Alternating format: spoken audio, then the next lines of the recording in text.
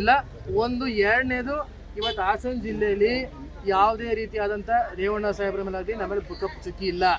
ಈ ವೈಯಕ್ತಿಕ ವಿಷಯಗಳನ್ನ ತೆಗೆದುಬಿಟ್ಟು ವೈಯಕ್ತಿಕ ಇಲ್ದಿರಂಥ ಸೃಷ್ಟಿ ಮಾಡಿ ಇಲ್ದಿರಂಥ ಷಡ್ಯಂತ್ರಗಳನ್ನ ಇವತ್ತು ರೂಪಿಸಿ ಈ ರೀತಿಯಾಗಿ ನಮ್ಮ ಒಂದು ಕುಟುಂಬನಾಗ್ಲಿ ಅಥವಾ ನಮ್ಮ ಒಂದು ರಾಜಕೀಯದ ವ್ಯವಸ್ಥೆನ ನಮ್ಮ ಜಿಲ್ಲೆಯಲ್ಲಿ ಸಂಪೂರ್ಣವಾಗಿ ಕುಸಿತಗೊಳಿಸಬೇಕು ಅನ್ನೋದೇ ಒಂದು ದುರುದ್ದೇಶ. ಕಾಂಗ್ರೆಸ್ ನಾಯಕರು ಎಲ್ಲದಕ್ಕೂ ನಾವು 2-3 ದಿನ ವೇಟ್ ಮಾಡಿ ಉತ್ತರ ಕೊಡ್ತೀವಿ. ಎಲ್ಲೂ ಹೋಗಲ್ಲ, ನಾನೇನು ಎದ್ರುಕೊಂಡು ಓಡೋಗಲ್ಲ. ಅವತ್ತು ಮೊದಲಿನಿಂದನೂ ನಾನು ನಮ್ಮ DSP ಆಗ್ಬೋದು ಪ್ರತಿಯೊಬ್ಬರಿಗೂ ಯಾರ್ಯಾರು ಅಯ್ಯೋ ಇದ್ದಾರೋ ಎಲ್ಲರಿಗೂ ಸಹಕರಿಸಿದ್ದೀನಿ. ನಾನೇನು ಎದ್ರುಕೊಂಡು ಎಲ್ಲೂ ಓಡೋಗಿಲ್ಲ. ನಾನು ತಪ್ಪು ಮಾಡಿಲ್ಲ.